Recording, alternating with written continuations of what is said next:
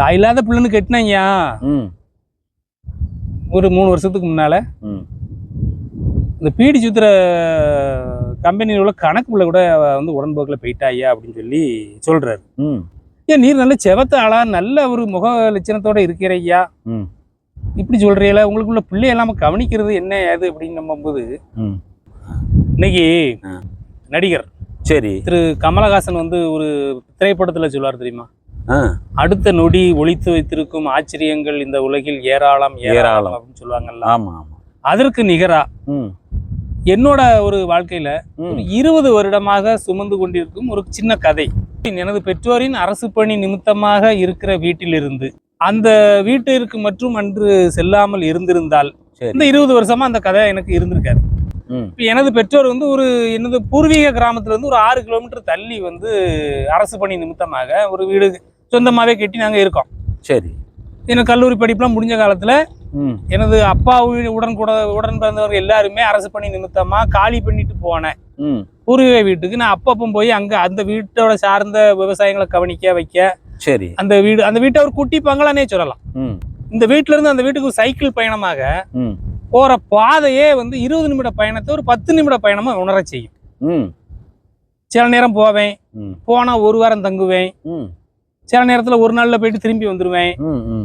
அன்னைக்கு என்னமோ திடீர்னு போகணும்னு நினைச்சிட்டு இப்படி கிளம்பி போயிட்டேன். அந்த கிராமத்து சாலை வந்து ஒரு நகரத்து சாலையை சந்திக்கிற ஒரு இதற்கு இணையாவே அந்த வீட்டோட சுற்றுச்சுவர் இருக்கும். சரி. உள்ள வந்து சாலைக்கு ஓரமா ஆமா வேம்பும் பூவரசும் நிழல்ல அந்த வீட்டோட திண்ணைகள் எப்போதும் நிரந்தர நிழல்ல இருந்த மாதிரியே இருக்கும். சரி. அந்த உதிர்ந்து இருக்கிற சருகுகள்ல அந்த அணில் ஓடுறதும், அந்த வீட்டுக்கு 2 பக்கமும் முகப்புல கதவே கிடையாது. அதுக்கு அடுத்தது போனா லைட்டா தள்ளுனாலே ஒரு கதவு திறந்துடும். அதுக்கு உள்ள போறதுக்குள்ள சாவியை மட்டும் தான் நான் ஒரு இடத்துல ஒளிச்சு வச்சிருப்பேன். அப்படி அன்னைக்கும் வந்து தாளிடப்படாத கதவு ஒண்ணு, அதுக்கு ஒரு சாவி, அதையும் நீங்க ஒளிச்சு வச்சிருக்கீங்க. ஆமா. அப்படி அன்னைக்கு வந்து அப்படி உள்ள போய் திறந்து உட்கார்ந்து இருக்கும் போது இந்த சேர்ல உட்கார்ந்த பிறகு ஒரு ஏகாந்தத்தின் ஒரு தனிமை கிடைக்கிற ஒரு உணர்வு அந்த வீட்டுல இருக்கும். புத்தகங்கள் கொண்டு போய் வாசிக்கிறது, விவசாய பணிகள் இல்லாத நேரத்துல அங்க வாசிக்கிறது, இசை கேட்கிறதுன்னு இப்படியே கழிந்து போகும். அன்னைக்கு ஒரு உட்கார்ந்திருந்த ஒரு 10 நிமிஷத்திலே ஒரு அசூயை உணர்வு வரும் தெரியுமா. இந்த வீட்டுல நம்மளை தவிர இன்னொருத்தர் யாரோ இருக்காங்களோ அப்படின்னு ஒரு நினைவு வருது. அதுக்கு பிறகும் இந்த அணில் ஓடுற, எலி ஓடுற, இந்த வண்டு பறக்கிற இந்த மாதிரி சத்தங்கள் தானோ அப்படின்னு சொல்லிட்டு அப்படியே அமர்ந்திருக்கேன். திரும்ப ஒரு பாடல் வந்து வாய்க்குள்ளே முணுமுணுப்பாங்கல்ல அப்படின்னு ஒரு சத்தம் வருது, ஹம்மிங். ஆமா, யாரோ இருக்கா போலேன்னு சொல்லிட்டு கீழே ஃபுல்லா தேடுதேன். தேடிட்டு யாருமே இல்லைன்னு அந்த மர ஏணிப்பிடி வழியாக மெல்ல மேலே போறேன். அதுல ஒரு ஓட்டு சாய்ப்பான ஒரு தாழ்வாரம், அதுக்கு பின்னால ரூம்கள் இருக்கும். ஒரு நபர் ஒரு கட்டில் சட்டத்துக்குள்ள உட்கார்ந்து நான் பனை நார்கட்டுல பின்னிட்டு இருக்காரு. நான் அப்படி பார்த்து அவர் முகத்தை, என்ன அண்ணாச்சி அப்படிங்க, அவரு இப்படி அழுத்தமான முகம் அவருக்கு, இப்படி பார்த்து சிரிக்காரு. சிரிச்சவனு என்ன அப்படிங்க, உங்க அம்மா டீச்சர் தானே அப்படிங்காரு. ஆமா, போன 1 மாசத்துக்கு மேல உங்க வீட்டுல ஒரு நார்கட்டில் பின்னுனேன், அப்பமே சொன்னாங்க எனக்கு இன்னொரு வீடு இருக்கு, அந்த வீட்டுல வந்து மரச்சட்டங்கள் அப்படியே நல்லபடியா இருக்கு, ஆனா வந்து பின்னணும். ஊரை சொன்ன உடனே எனக்கு வந்து நான் அந்த ஊருக்கு அடிக்கடி போறதுதான் அப்படின்னு சொல்லிட்டேன். அப்போ அங்க என் பையன் இருப்பான், அப்படி அவன் இல்லைனாலுமே நீங்க போய் பின்ன ஆரம்பிச்சிருங்க, அதுக்குள்ள ரூபாயும் வாங்கிக்கிடுங்கன்னு சொல்லி அன்னைக்கே வாங்கிட்டேன். வந்து பார்த்தேன், அவங்க அம்மா சொன்ன அதே லட்சணங்கள் கொண்ட வீடு, வந்து நான் பாட்டில் பின்னிக்கிட்டு இருக்கேன் சொல்லி சிநேகமா சிரிக்காரு. அப்பந்தான் அந்த தனிமையில அந்த வீட்டுல உயிருள்ள ஒரு புத்தகமா இவர் வந்து இப்படி பின்றாரேன்னு சொல்லி சந்தோஷத்துல அவர்கிட்ட கேட்கேன், இதுக்கு மேல புத்தகம் எதுக்கு?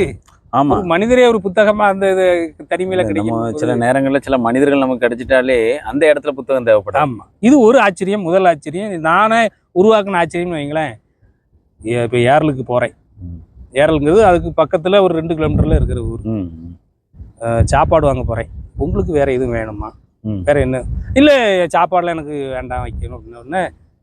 சரி அப்படின்னு சொல்லிட்டு நான் கீழே இறங்கி சந்தோஷத்திலே போறேன். இன்னும் அவருக்கு 4 மணி நேரம் ஆகும். அதை பனைநார் கட்டில போயிட்டு வந்து திரும்ப சாப்பாடை கீழே வச்சுட்டு மாடிக்கு போகிறேன். போய் அப்படி உட்காந்து பேசிக்கிட்டே இருக்கணும்ல. அப்போ அவர் வந்து ஏன் இந்த ஊர் என்ன இதெல்லாம் கேட்டு ஒரு 1/4 மணி நேரம் கழிச்சு சரி மனைவி பிள்ளைகள்லாம் என்ன செய்கிறாங்க அப்படின்னு கேட்டேன்.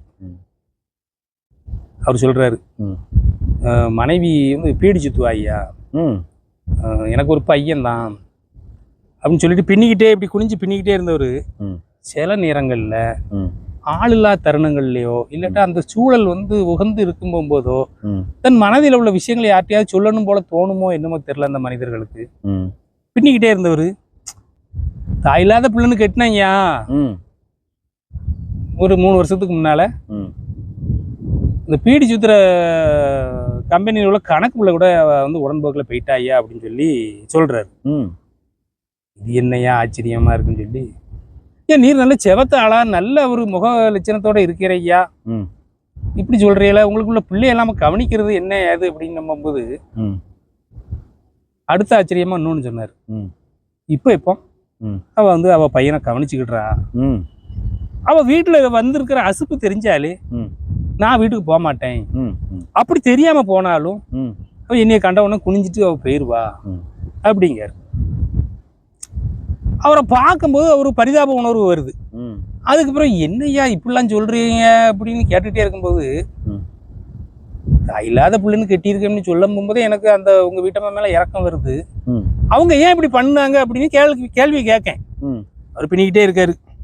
அதுக்கப்புறம் சொல்றாரு 3வது ஆச்சரியத்தை, அவன் கூட்டிட்டு போனவனும் பாவம் ஐயா, அவனையும் அவ இவளை கூட்டிட்டு போன அப்புறம் அந்த கம்பெனிலேருந்து வேலையில விட்டு எடுத்துட்டாங்க அப்படின்னு சொல்லிட்டு திரும்ப சொல்றாரு. இப்போ அவனுக்கே நான் தான் ரேஷன் கார்டெல்லாம் கொடுத்து உதவுதேன் அப்படின்னு சொல்லி திரும்ப அடுத்த ஆச்சரியத்தை இவர் தான் ரேஷன்ல பொருள் வாங்கி கொடுக்குறாரு, வேலையில கார்டையே கொடுத்து வாங்கிக்க வச்சுக்கான்னு சொல்றாரு. அதுக்கு பிறகு அப்படியே அவரை வியப்பா பார்த்துக்கிட்டே இருக்கும்போது இன்னைக்கும் எனக்கு ஏதோ ஒரு ஆசனத்துல இருந்து சோறு வாங்கிட்டு வரேன்னு சொல்லியிருக்கான், இங்கேயும் வருவாரா அப்படின்னு நான் கேட்கேன். சொல்லி கேட்டு அவரை பார்த்துட்டு அப்படி பேசிக்கிட்டே இருக்கும்போது ஒரு 1/4 மணி நேரத்துக்குள்ள எங்கேயோ ஒரு வழிபோக்கு டிவிஎஸ் வீட்டில் வந்து பின்னால உட்காந்து ஒரு கூடையோட ஒரு 9 போன சாரம் ஒரு சட்டை போட்ட சட்டையில அவர் வந்து இறங்குறாரு. ஒரு பரிதாப நிலைதான். ஆமா, இறங்கி அந்த சுற்று வளாகத்துக்குள்ள நின்று அண்ணா அப்படின்னு கூப்பிடுவார். யாருன்னா இவர் மனைவியை கூட்டு போனவர். ஆமா, இவர் கட்டிலுக்குள்ள இருந்து இறங்கி அந்த உள்ளோடி வந்து மரப்படியோடி மேல வா அப்படிங்காரு. அந்த அந்த பைய கொண்டு வரும்போதே மேல வந்து என்ன சோறும் சாம்பாரும் தான் வாங்கிட்டு வந்திருக்கேன், கூட்டம் தாறுமாறான கூட்டம், அதான் கூட்டு எதுவும் வாங்கல அப்படின்னு அவரு வந்து வைக்காரு. சரி நம்மளும் சேர்ந்து இவங்க கூட சாப்பிடலாம்னு சொல்லி நான் கீழே எனக்குன்னு வாங்கிட்டு வந்த பார்சலை எடுத்துட்டு போய் உட்காந்து சாப்பிட்றேன். அவங்க 2 பேரும் இதுவே பேசிட்டு சாப்பிட்டு இருக்கும்போது கேட்கறதுக்கு 1000 கேள்விகள் இருந்தாலும் ஒண்ணுமே கேட்கறதுக்கு தோணலை உங்களுக்கு. ஆமா, சாப்பிட்டுட்டு நான் கீழே இறங்கி உட்காந்து இது என்ன இப்படி அப்படின்னு யோசிச்சுக்கிட்டே இருக்கேன். அதாவது பொண்டாட்டியை எடுத்துக்கிட்டவனும் பொண்டாட்டியை பறி கொடுத்தவனும் ஒன்னா உட்காந்து சாப்பிட்றாங்க. ஆமா, திரும்ப ஒரு 2 மணி நேரம் இருக்கும். இந்த நிகழ்வு வந்து எனக்கு என்னதோ ஒரு மனசுல குடைச்சல். உட்கார்ந்துகிட்டே இருக்கேன். அந்த ஏணிப்படி மர ஏணிப்படியில இறங்கி வர்ற சத்தம் கேக்கு. ஐயா போயிட்டு வரோம் அப்படிங்கிற அந்த கட்டல். சரி அப்படின்னு சொல்லிட்டு நான் அவரங்க வழி அனுப்புறதுக்கு அப்படி பின்னாலே வாரேன் அவங்க கூட. அந்த முத்தத்தெல்லாம் கடந்து வெளியே போன பிறகுதான் தெரியுது அது ஒரு மரத்து நிழல்ல வந்து அவர் சைக்கிளை சாத்தி வச்சிட்டு இருக்காரு. யாரு? அந்த வந்தவர். அவர் சைக்கிளை தேடவும் இவரு இந்த பின்னால உணவு கொண்டு வந்தவர் வந்து கட்டில் கட்டுறவர் தான் சைக்கிளை சாத்தி வந்திருக்காரு. சரி, இந்த மரத்து நிழல்ல இருந்து திரும்ப இவரு எடுக்காரு, இந்த உணவு கொண்டு வந்தவர் எடுக்காரு. எடுத்துட்டு அந்த நேர் பாதையில அவங்க 2 பேரும் என்னத்தையோ முன்னுக்கு பின்னா போய்கிட்டே இருக்காங்க. இப்ப ஏதோ பேசிட்டே போறாங்க. நான் அவங்களையே பார்த்துக்கிட்டு இருக்கேன். அந்த முகப்புல இருந்து காணாம போன வரைக்கும் பார்த்துட்டு திரும்ப அந்த வீட்டுக்குள்ள போன எனக்கு அந்த வீடு எப்போதுமே அந்த வீட்டை விட்டு பிரியாவிடையில தான் நான் வெளியே திரும்ப அந்த பெற்றோர் வீட்டுக்கு போவேன். அன்னைக்கு என்னமோ பிடிக்கவே இல்லை. அதாவது ஒரு சினிமா தியேட்டர்ல ஒரு அழுத்தமா ஒரு திரைப்படத்தை பார்த்துட்டு வந்த பிறகு உள்ள உணர்வோ ஏதோ ஒரு உணர்வுல அவ்வளவு குதூகலம் அளிக்கிற அந்த வீடு ரொம்ப வெறுமையாகவும் ரொம்ப அதை விட்டு உடனே கடந்து போயிடுவோம், இது ஏதோ ஒரு வீடு மாதிரி தோணி நான் அன்னைக்கு ரொம்ப வேகமாவே சைக்கிள்ல போயிட்டேன் அந்த வீட்டுக்கு. அதான் அவன் 2 பேரும் கூட ஓரளவுக்கு சந்தோஷமும் துக்கமும் இல்லாம போயிட்டான். நீங்க துக்கத்தை அப்புறம் உங்கள்கிட்ட இறக்கி வச்சுட்டு போயிட்டான். ஆமா, ரொம்ப அன்னைக்கு ரொம்ப ஒரு இந்த காற்றின் போக்குல போறவன் ரொம்ப வேகமா வீட்டுக்கு போய் சேர்ந்துட்டேன். ம். 1 வருடம் கழித்து ம். அதே ஏறல்ல ம். அந்த கட்டில் கட்டுறவரு ம். நான் ஒரு தேநீர் இதுல நின்றுக்கிட்டு தேநீர் போட சொல்றேன், ரூபாயும் கொடுத்துட்டேன். ம்.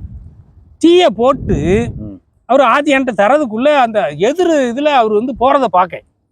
அந்த சாலையின் மறுபக்கம். ஆமா, அந்த கட்டில் கட்டினவரு. ம்.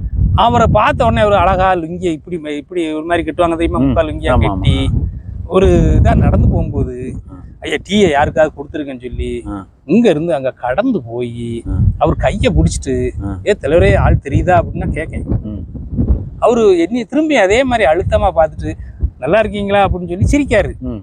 அவரு கூட உட்கார்ந்து டீ குடிக்கிற ஒரு கடையில போய்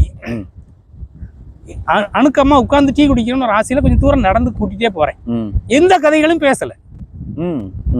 அவரு ஒரு கடையில உட்கார்ந்து குடிக்கிற கடைக்கு முன்னால போயிட்டு இருக்கும்போது வெளியே நின்னே குடிப்போம்னு சொல்லிட்டு டீயை குடிக்காரு. நானும் குடிச்சேன். அதுக்கப்புறம் கை கொடுத்து விடை பெற்றுட்டோம். இப்போ ஆனா நீங்க அந்த காலகட்டத்திலயும் அவர்கிட்ட எதுவுமே பேசல. பழைய கதைகளோ இப்ப எப்படி இருக்கீங்களா ஒன்னும் கேட்கல. 2வது தேநீர் குடிச்சு 19-20 வருஷம் இருக்கும். இப்பவும் இந்த வாழ்க்கையில நிறைய பேர் சொல்லுவாங்க தெரியுமா, எனக்கு இந்த லட்சியம் அந்த லட்சியம் அப்படிலாம் சொல்லுவாங்கல்ல. இந்த வாழ்க்கையில எனக்கு எந்த புண்ணாக்கு லட்சியமுமே இல்லை. ஆனா ஒரு ஆசை இருக்கு. 19 வருஷம் ஆச்சு. இன்னும் ஒரு திருப்ப அந்த மனிதரை எங்கேயாவது சந்திச்சிட மாட்டாமா, அவருடன் இணைந்து இயைந்து ஒரு அருகாமையில ஒரு தேநீர் மட்டும் குடிச்சிட மாட்டாமான்னு ஒரு ஆசை மட்டும். அப்பவும் எதுவுமே பேசாமல். ஆமா, எதுவும் பேச வேண்டியதில்லை. ஒரு தேநீர் குடிச்சிருவோமாங்கிற ஒரு ஏக்கமும் ஆசையும் இது ரொம்ப இருக்கு. யசவந்த் சார், இந்த கதையை வந்து இது ஒரு நிஜமாக நடந்த சம்பவமாக இருந்தாலும் இந்த கதையை இதற்கு மேல் நாம் வந்து எந்த ஒரு கற்பனை விரிதலுக்கு கொண்டு போய் வாசகர்களை நிறுத்துறது அல்லது நானும் கூட நிற்பது அப்படிங்கிறது தெரியல. ஏன்னா வெள்ளந்தியாக அந்த மனிதரை எடுத்துக்கொள்வதா, இல்லை தன் மனைவியை கூட்டிட்டு போனவர் கூட உணவின்றி கஷ்டப்படக்கூடாதுங்கிறதுக்காக தன்னுடைய அந்த பொது விநியோக பொருட்களை கொடுத்து உதவுற அந்த பாங்கு இருக்குல்ல, அதை வந்து ஒரு ஏமாளியாக அவரை வந்து நம்ம வந்து சித்தரித்து எடுத்துக்கிறதா, அல்லது நீங்கள் வந்து அப்படி ஒரு மனிதரை சந்தித்த பின் அவர் வந்து அந்த மனைவி போன பின் ஏற்பட்ட அந்த துக்கம் இருக்குல்ல, அதை விட ஒரு பெரிய துக்கத்தை அந்த வீட்டில் உங்களுக்கு வந்து தந்துட்டு போனதை அசை போடுறதா அப்படின்னு தெரியல. இருந்தாலும் இந்த மாதிரி மனிதர்கள் இருக்காங்கல்ல, இவங்க ஒரு புத்தகம்னு சொன்னீங்கல்ல. ஆமா ஆமா, அதுதான் இந்த மனிதர்களை விட சிறந்த புத்தகம் வேற எதுவும் இல்லை. ஆனாலும் இந்த கதை வந்து எந்த தளத்தில் பயணிக்குது அப்படிங்கிறது எனக்கு உணர முடியல கேசவன் சார். ஒருவேளை ஒரு மேம்பட்ட சிந்தனையாளராக நீங்க இதை வந்து வேற ஒரு கோணத்தில் பார்க்கலாம். இல்ல, தாயில்லாத அந்த பொண்ணுக்கு எந்த தாய்மையை அந்த தம்பி காமிச்சானா, சரி இதுக்கு மேல இதை பேசுறதே நமக்கு வேண்டாம்.